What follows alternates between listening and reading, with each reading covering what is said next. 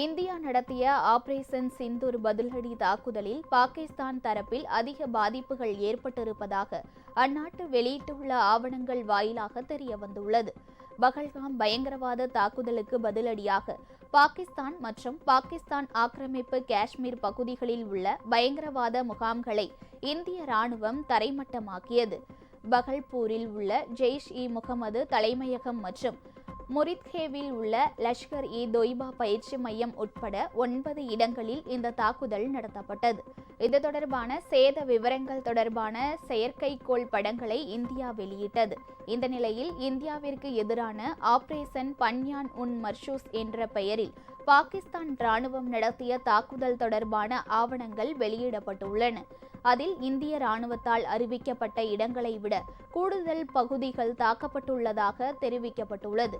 மேலும் பயங்கரவாதிகள் இருந்த பகல்பூர், முரித்கோ உள்ளிட்ட 9 இடங்களை தாண்டி மேலும் 7 இடங்களில் ராணுவம் தாக்குதல் நடத்தியதாக கூறப்பட்டுள்ளது.